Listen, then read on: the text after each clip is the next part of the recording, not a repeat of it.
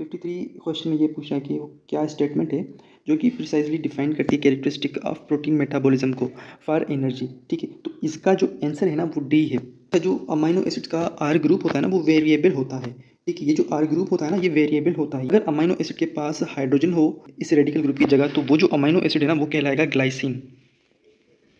अगर radical group जो है वो CH3 है, मिथाइल है, ठीक है, तो वो जो है अमाइनो एसिड कहलाएगा एलेनिन। ठीक है, इसकी भी जो है डिटेल में मैंने वीडियो बनाई हुई है बायोलॉजिकल मॉलिक्यूल्स के चैप्टर में। ठीक है, एंड अगर ये रेडिकल ग्रुप है CH2OH तो वो जो है अमाइनो एसिड कहलाता है फिर सीरीन। ओके, तो कहने का मतलब ये कि जो आर ग्रुप है अमाइनो एसिड का वो डिफाइन करता है ऑक्सीडेशन स्टेट को। इसका आंसर होगा डी।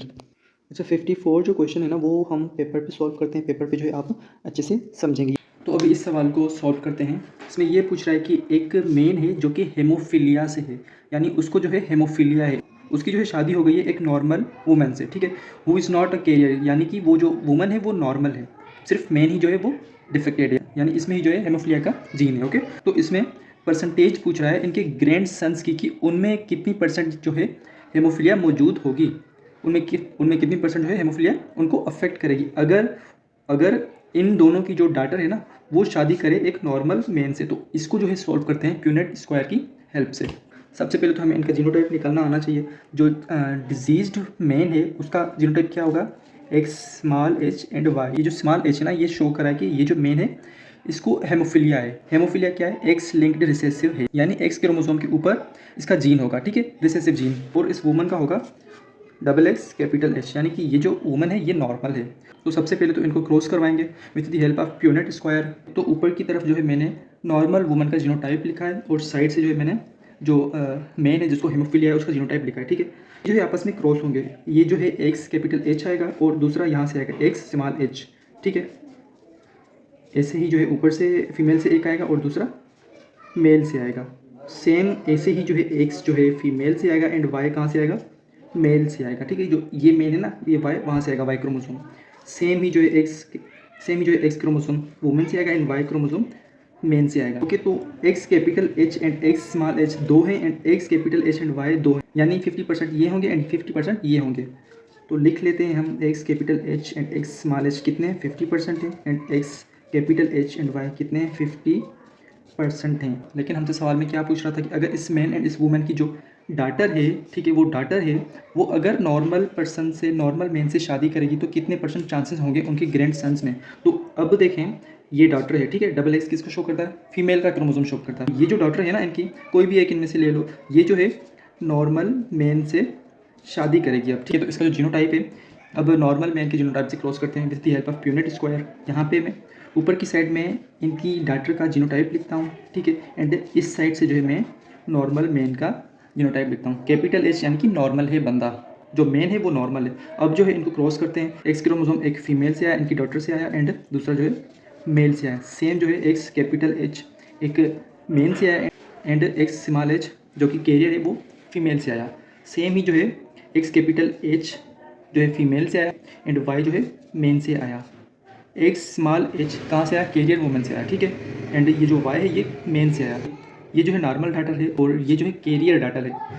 लेकिन हमसे सवाल में क्या पूछ रहा है, ग्रैंड सन्स के बारे में पूछ रहा है, तो हम इनको कैंसिल कर देंगे। ठीक है, और फोकस करेंगे ग्रैंड सन्स पे। अब देखें दो जीनोटाइप्स मिले हमें, एक जो है नॉर्मल है और दूसरा डिजीज्ड है। ये स्मॉल h शो कर रहा है डिजीज्ड को, क्योंकि जो हेमोफीलिया है वो एक्स लिंक्ड रिसेसिव है, डोमिनेंट नहीं रिसेसिव है। ओके, तो 50% नॉर्मल होंगे, 50% डिजीज्ड होंगे। इनको कैंसिल आउट कर देंगे क्योंकि जो है ग्रैंड डॉटर्स के बारे में कोई जिक्र नहीं, सिर्फ और सिर्फ ग्रैंड सन्स के बारे में जिक्र किया गया है। तो इसका आंसर क्या होगा, ए होगा। अच्छा, 55 क्वेश्चन में जो है हमें आइडेंटिफाई करना है बैक्टीरिया को कि ये कौन सी कॉलोनी है उसकी। ठीक है, तो जो बैक्टीरिया मोस्टली ऐसे ब्रांच्ड रहती है ना वो स्टेफाइलोकोकस है। ठीक है, इसका आंसर जो है सी है। जो स्टेफाइलोकोकस है ना वो ग्रेप लाइक क्लस्टर्स में रहती है। जो कोका होती है ना, जो बैक्टीरिया है ना वो ऐसे ग्रेप लाइक स्ट्रक्चर्स में रहता है, तो इसको जो है स्टेफाइलोकोकस कहते हैं। और दूसरा होता है स्ट्रेप्टोकोकस।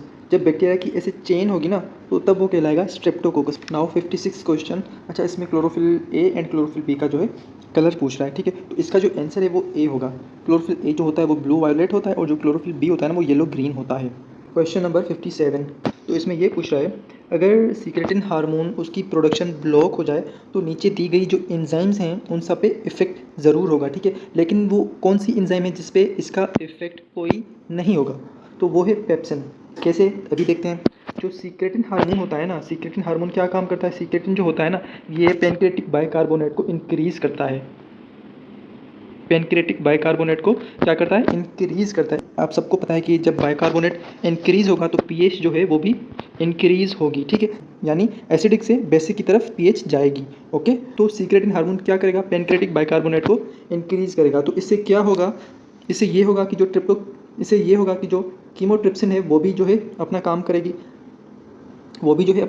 जो ट्रिप्सिन है वो भी अपना काम करेगी, जो अमाइलेज है वो भी अपना काम करेगी। लेकिन इस सीक्रेटिन हार्मोन को ब्लॉक कर दिया जाए तो ये तीनों काम नहीं करेंगी, लेकिन पेप्सिन काम करेगी, क्योंकि पेप्सिन जो होती है वो एसिडिक पीएच में अपना फंक्शन परफॉर्म करती है। तो सीक्रेटिन भले ब्लॉक हो जाए, पेप्सिन अपना काम करेगी। कैसे करेगी, हमारे स्टमक में गैस्ट्रिन हार्मोन होता है, ठीक है। गैस्ट्रिन हार्मोन क्या करता है, हमारी जो एसिडिक सीक्रेशंस है ना उसको इंक्रीज़ करता है, जो एशायंस है ना उनकी सीक्रेशंस करवाता है, सीक्रेशंस करवाएगा। जो पीएच होगी वो एसिडिक होगी, यानी पीएच जो है वो डिक्रीज़ होगी। तो जो पेप्सिन होती है वो हम सबको पता है कि एसिडिक पीएच में अपना जो फंक्शन होती है वो परफॉर्म करती है। तो इसका आंसर है बी, ओके।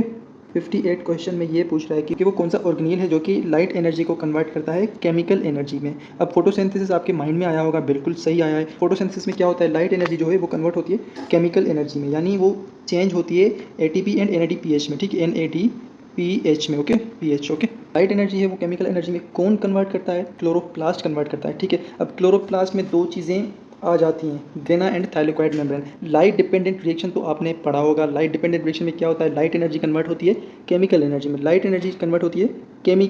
में, ओके। और ये लाइट डिपेंडेंट रिएक्शन कहाँ पे होता है, थाइलेकोइड में होता है, ओके। तो इसका आंसर डी है, थाइलेकोइड। 59 क्वेश्चन में ये कह रहा है कि पेशेंट है उसके पास एक जीन नहीं है for transmembrane carrier of the chloride ion. अच्छा, तो इसका आंसर है बी, सिस्टिक फाइब्रोसिस। अच्छा, जो सिस्टिक फाइब्रोसिस होता है ना वो रिजल्ट होता है from mutation CFTR chloride channel से, ठीक है। क्लोराइड जो है उनके चैनल्स के जो जीन्स होते हैं ना उनमें म्यूटेशन आ जाती है, ठीक है। म्यूटेशन आने की वजह से जो है क्लोराइड ट्रांसपोर्ट सही से नहीं हो पाता अक्रॉस द सेल मेम्ब्रेन। और 60 क्वेश्चन में ये पूछ रहा है कि which sequence is correct concerning higher to lower level. अच्छा, इसमें जो है बायोलॉजिकल ऑर्गेनाइजेशन की जो है हमसे तरतीब पूछी जा रही है। तो सबसे पहले जो है, अच्छा, हायर टू लोअर कह रहा है, ठीक है। हायर से जो है हम लोअर की तरफ जाएंगे। तो सबसे हायर जो है वो है बायोस्फीयर। बायोस्फीयर को जो है पहले रखेंगे। बायोस्फीयर का क्या नंबर है, नंबर 1। तो नंबर 1 कहाँ पे, सी में भी है और डी में भी है, तो ये A and B options cancel हो गए, ठीक है। बायोस्फीयर के बाद कौन सा जो है लेवल आता है, इकोसिस्टम, ठीक है। बायोस्फीयर के बाद क्या होता है, इकोसिस्टम होता है। इकोसिस्टम दोनों में ही है, ठीक है। इकोसिस्टम के बाद क्या है, इकोसिस्टम के बाद स्पीशीज़ होती हैं, ठीक है। लोअर लेवल की तरफ हम जा रहे हैं, तो स्पीशीज़ का नंबर 5 है, तो हमारी नज़र ऑप्शन सी पे जाएगी। तो ऑप्शन सी जो है वो करेक्ट है, ओके। चलें इसको जो है आगे भी सॉल्व करते हैं। स्पीशीज़ के बाद क्या है, ऑर्गन सिस्टम है, ठीक है। ऑर्गन सिस्टम के बाद सेल है, फिर एटम है। ये हम जो है हायर लेवल से जो है लोअर लेवल की तरफ गए हैं, ठीक है। इसका भी जो है मैंने लेक्चर अपलोड किया हुआ है। अगर कोई बात समझ में नहीं आई हो या कुछ पूछना हो तो आप मुझसे पूछ सकते हैं।